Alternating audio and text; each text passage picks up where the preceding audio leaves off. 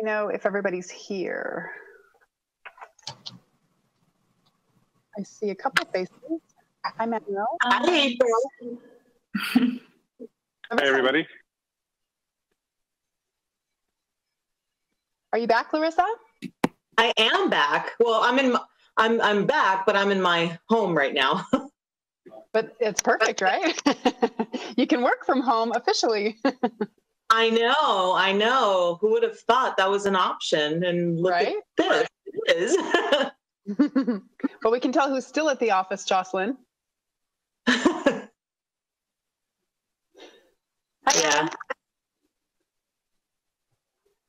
Okay, so let me put my script here. So we are close, a few more minutes. Okay. Yeah, I think we're still waiting on a few commissioners. I think we're waiting, quite a few. So how many do we have total? Do we have 7? We have 6. We have 6, yeah. Everyone confirmed with me, so I think we're just waiting for them to jump on. Okay. Hi, Daniel. Nice to meet you. Hi there. Nice to meet you. Happy to be here. We're happy to have you. Manuel, have we met? Are you new? No, I don't believe we've met, but it is a pleasure to meet you. It's a pleasure to meet you. Hi, Richard. Hello, everybody.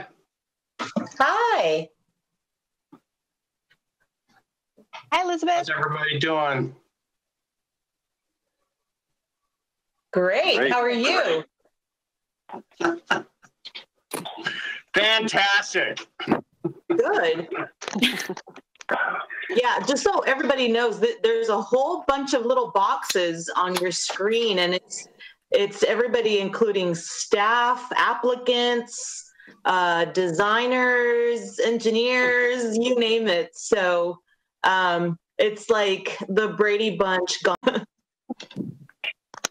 Good afternoon. This is Barbara Fahey, and I'm trying to use Chrome. So I called in on my phone, and I hope that this is going to work. I don't know. We can hear you loud and clear, so I think it should work. Okay, thank you.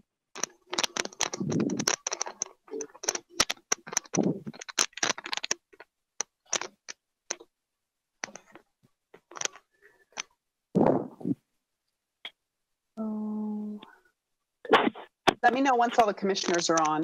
I'm trying to check here, but I see names, but I'm not sure if they're commissioners or if they are staff. I think we're still waiting on another 3. And Commissioner Despain is on as well. I'm sorry. Yes. Yes. I'm looking straight at him, and I just read that you wanted to just get started. So, or if you want to give them a couple of minutes. This conference will now be recorded. Oh, okay. There we go. Everybody in good behavior. It's official now. So we wish to just call it to order. Yeah, we can call it to order. Okay, the regular meeting of the Architectural and Design Commission, please come to order. This meeting is being conducted telephonically pursuant to Governor's Order N-2920. All votes will be taken verbally by the recording secretary. Recording secretary, may we have the roll call and your announcement? Commissioner Wiley? Absent. Commissioner White? Absent. Commissioner Fahey? Present. Commissioner Despain? I see him. Commissioner Despain? Richard? He's like looking at us. Richard? I'll speak on his behalf. He's present. I see him. He may just be having some issues. Commissioner Chant? Present. And Vice Chair Bartlett? Present. We have a quorum. Okay. Callers wishing to speak on the public hearing portion of the meeting will be unmuted once we've reached that portion of the agenda. Moving on to public business from the floor. The public may electronically participate in the meeting by sending comments to the recording secretary 2 hours prior to the meeting. Callers wanting to speak on the public comment portions of the meeting will be unmuted once we have reached that portion of the agenda. Comments will be read aloud. Do we have any emailed comments or speakers regarding public business from the floor? We do not have any emailed comments. Let's see. Before we move on, emailed comments must be checked before any action can be taken on each agenda item.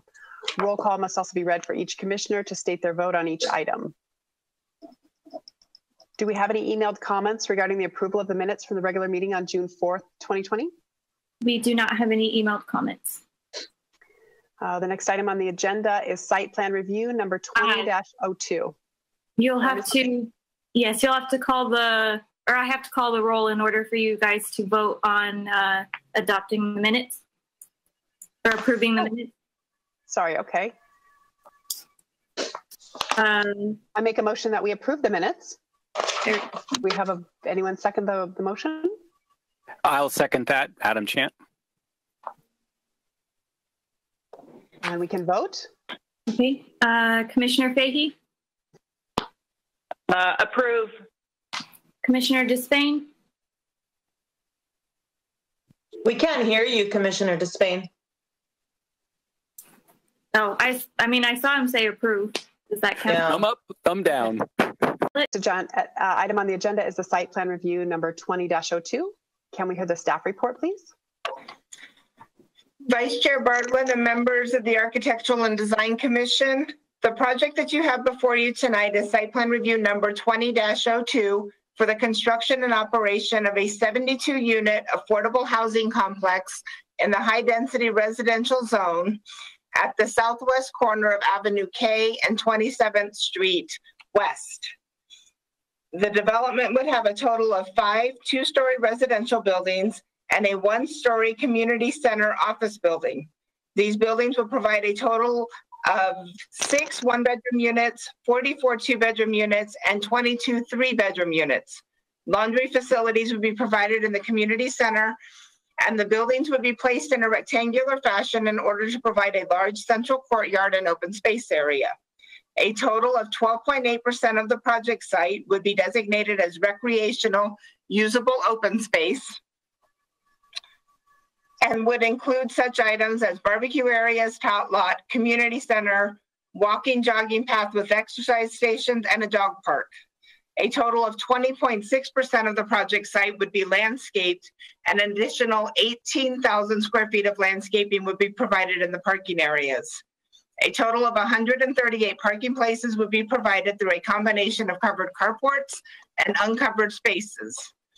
36 kilowatts or half a kilowatt per unit of solar would be provided on top of the carports. The proposed site plan and elevations were provided to the city's architect for review and comment. The architect provided suggestions on enhancing the building's architectural style and details, entryway areas, and open space areas. These suggestions have been incorporated into the final design of the proposed project to the extent feasible. The residential buildings will be 2 stories with 2 open staircases, each leading to 2 units on the second floor. All buildings will be articulated to provide depth. The buildings would be painted in 5 different shades of brown, cream, and grays, and these include Flintstone, black walnut, Tuscan mosaic, Swiss coffee, and toasted marshmallows. In order to break up the massing of the buildings, the community is a mix of trees, shrubs, and ground covers. Large pine trees are provided along the southern boundary, in addition to a CMU wall to provide buffer between the residential development and the commercial center, church, and daycare located immediately to the south. I would be happy to answer any questions you may have, and the applicant's team is also present on the call to answer any questions.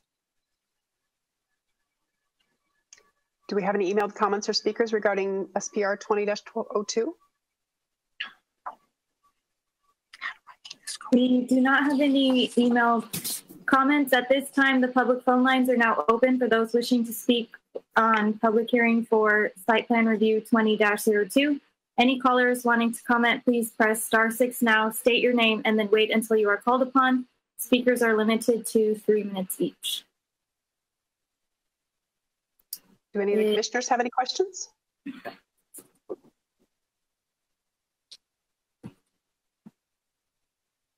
Anyone? It looks like Commissioner Despain is nodding his head that he has questions, but I don't have his number to text him. Yeah, let's do that. Danielle, do we have his? Ask him to end and rejoin.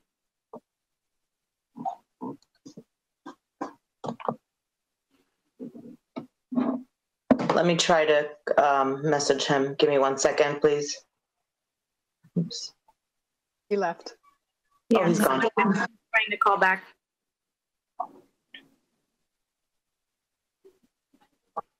Anybody else have any questions?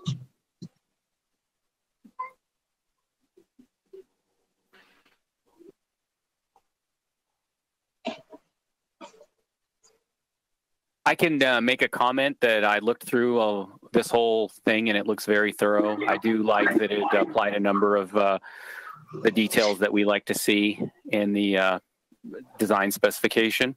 That's really mainly my comments on it. I think it looks really good.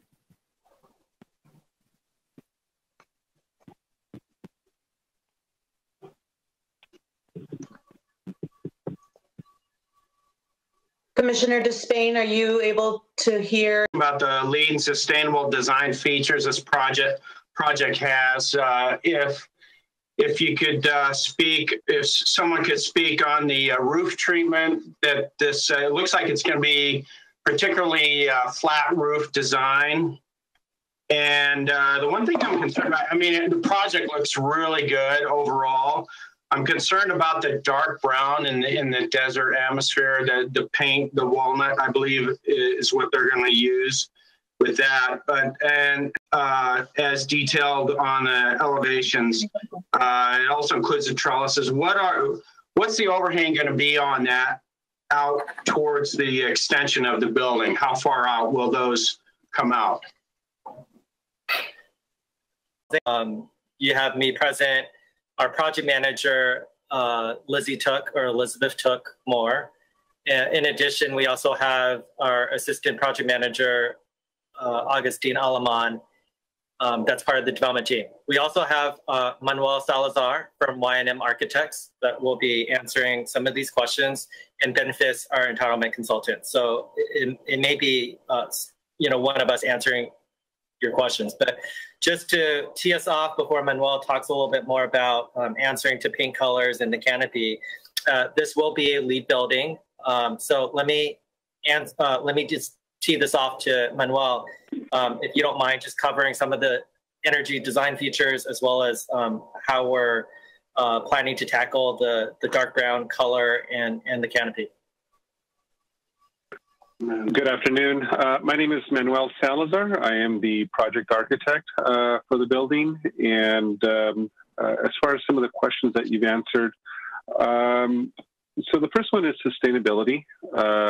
We, as Daniel mentioned, we do intend to become a LEED certified building, which ultimately means that there's going to be a point system that's going to be involved in the project, that we are looking at probably going for gold certification. Silver certification is kind of the standard that you usually get to just by following the Green Building Code. Getting to gold is not too terribly difficult with some additional features that we will most likely be adding. And when you talk about sustainable features, we are talking about things like Energy Star, appliances, light fixtures, etc. We're talking about using plumbing fixtures that are for low flow applications. We're talking about using probably like solar and photovoltaic measures into the building. We're going to be talking to consultants to kind of lead us in terms of what the requirements are going to be for code requirements, for green code requirements. Along those lines, we've allotted for solar hot water on the roof for those type of items. In addition to having a cool roof. We're going to have a TPO roof, which is basically a white roof on our building to kind of to go along those lines. Right. So this is just kind of a handful of measures that we're going to be doing towards meeting sustainable requirements. The second question you asked is about colors. So what we did, and we did go with kind of earth tone colors, and we did decide to put in certain spots just to kind of break the palette of the colors with something a little different, and we did pick a darker brown.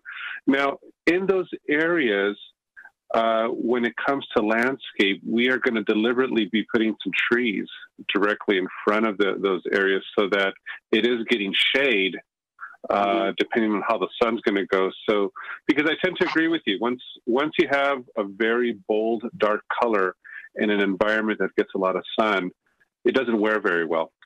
So from a design perspective, the way that you address that is, to try to mitigate it by putting shade in front of it, either putting it in an area that's north facing or put it in areas where you have landscaping in front. So we treated the brown more as an accent than having it, a dark brown more as an accent than having it as a general overall to kind of address those type of things as far as kind of the sustainability of the color throughout the years with sun exposure. And I believe the last question you asked was regarding the canopy pop-outs. Now, yes. Let me just clarify. Are you referring to the ones that are above the windows? Yes, and the trellis, and I believe you've got it's labeled on the prints as a pop-out, and in the canopies. Sure. So those are architectural elements that we use mainly to create shade for the windows, so that the window isn't getting so much solar heat gain, especially on south-facing windows. So the pop-outs will probably be somewhere around 2 feet, maybe even 3 feet. What we're going to be doing is we're going to be doing a study that shows the azimuth of the sun during the hottest point, solar azimuth, from summer and summer solstice, and seeing what is the worst case scenario, so that as we do that extension, it does provide shade for the residents there. So those are kind of studies that we're going to be doing, but it's going to be roughly around 24, 30 inches approximately to try to get you there. And as far as trellises are that's excellent. That's the design guidelines for Lancaster is, I believe, a minimum of 30 inches. So that's what we'd like to see. Excellent. And the same thing for the trellises. The trellises are acting as shade, but it's also adding articulation to the building to kind of break up the stucco and articulate entrances and so forth. And those would probably follow suit. Now, the trellises may pop out a little bit more depending on the conditions that you have with the site plan. So those are items that we'll be looking at carefully to see how we articulate it. But it's not going to be a planton. It is going to have some kind of depth to it. May I ask just a couple more questions? Absolutely. I'm just curious about the solar panels in the parking lot. How is that power distributed? Where does that go in a project like this when it's funded by, I've lost my thought, but where does the power generated from the solar panels go? Does it go to each one of the residents metered and distributed that way, or does it go back to the property? Sure. So the way that the solar power works is for any kind of photovoltaic electricity that is gained from the panels goes towards offsetting the electrical demand for all the common areas. Common areas being the community rooms, site lighting, anything of the sort. So it doesn't necessarily go back to the residents, but the building from a public standpoint. Okay, and then one last question. The dog park, which I think is a great idea. I notice it's artificial turf. I had the pleasure of putting in a dog park at a condominium high-rise in LA. And one thing I noticed on the high-rise is that the urine collects and actually permeates, and it reeks very bad. And you have to have the attendants hose down the plastic grass quite frequently. Is there going to be drainage for that underneath? Yes, absolutely. And I've had a very similar experience.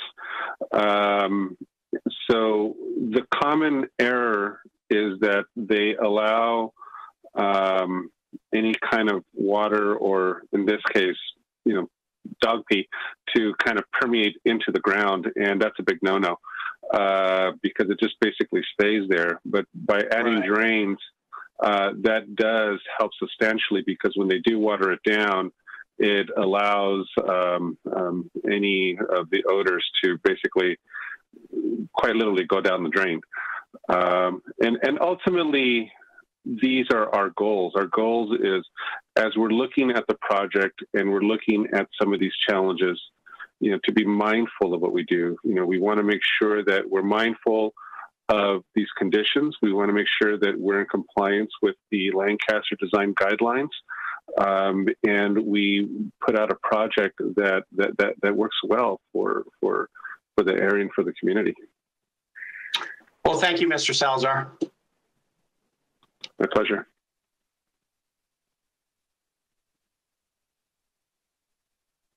Okay, so at this time, the public phone lines are now open for those wishing to speak on the public hearing for SPR 2002. Any callers wanting to comment, please press *6 now, state your name, and then wait until you're called upon. Speakers are limited to 3 minutes each. Sorry, I wasn't supposed to say that. Recording secretary was supposed to say that. Sorry. You did such a great job. I didn't want to interrupt you. Sorry about that. That's okay. Do we have any call-ins? It does not appear that we do. So you may, the commission can discuss and make a motion to adopt if they would like, or to approve. Okay, I move that we approve the site plan review 2002. Anyone second? I'll second. Okay, let's vote. Commissioner Fahey? Approve. Commissioner Despain? Approve. Commissioner Chant? Approve. Vice Chair Bartlett? Approve. Motion passes 4-0, 2 absent. Congratulations. Okay, moving to site plan review number 2003. Do we have emailed comments or speakers regarding SPR 2003? We do not have any emailed comments.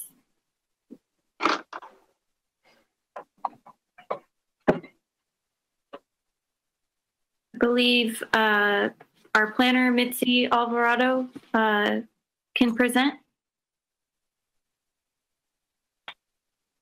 Okay. Mitzi, are you here? Hi, good evening, commissioners. So the item we have before you is site plan review 20-03. It's a proposal for a 16,500 square foot industrial warehouse building with new parking and landscape improvements near the southwest corner of Avenue L and Challenger Way in the heavy industrial zone in an approximately 1.08 acre vacant lot.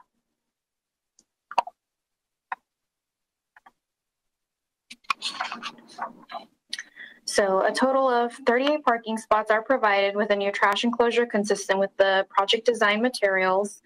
A preliminary landscape was submitted for review and was found that the parking lot area meets the 1 shade tree plus 1 for every 4 parking spots, the minimum 4% of the lot landscape requirement.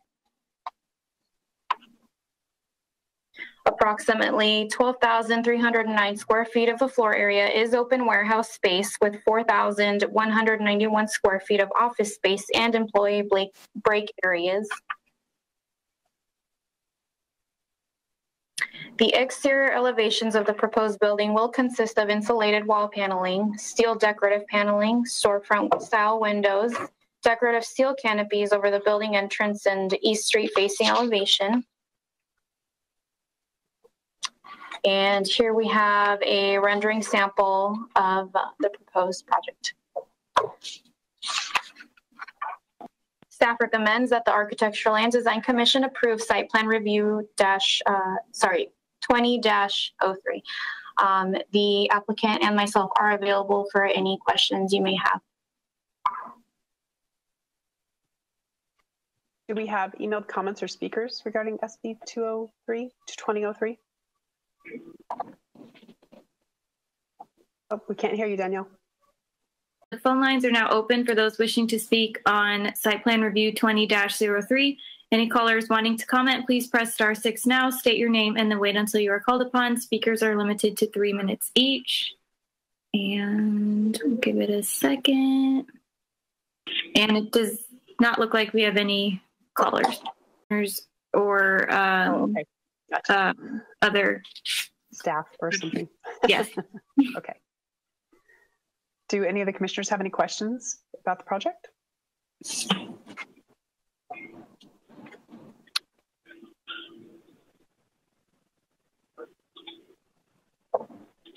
Just to verify, this is a heavy industrial, right? That's the zoning? Yes. Okay. This is on Challenger I have no Way. further questions. Yeah. Challenger, yes. Okay. I move that we adopt this motion, SPR 20-03. I'll second it. Let's vote. Commissioner Fahey? Approve. Commissioner Despain? Approve. Commissioner Chant? Approve. Vice Chair Bartlett? Approve. Motion passes 4-0, 2 absent. The next item is commission agenda and announcements. Doing something wrong. We don't have any announcements at this time other than we will continue to hold meetings through this portal. There's no indication that we will be going to live meetings anytime soon. Just given the COVID numbers, they're not quite where they should be, and our city leadership does not believe we should be in the chambers at this time, and therefore the meetings will continue to be through Zoom or through these other portals.